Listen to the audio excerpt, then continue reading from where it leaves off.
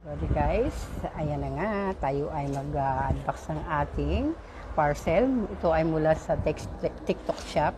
Natanggap ko lang po kanina lang. Ayan, ating pong bubuksan. Titingnan ko kung ito ay totoo po na kanilang mga sinabi doon na kasangbi inano ko. Ayan, ang aking in-order ay brown at saka red na hair color.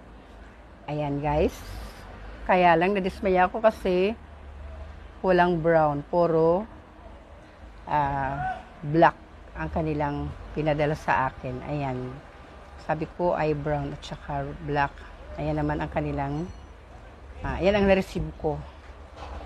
Ganun pa man ito ay gagamitin ko sa aking chowa. Sa akin nag-try din ako. Ano siya guys, parang nag-o-oil, nilagay ko siya, tingnan mo. Nilalagay ko dyan sa aking buhok. Ayan guys. Ayan. Parang nag-oil. Parang ikaw. Naglalangis din. Char. Thank you for watching. God bless.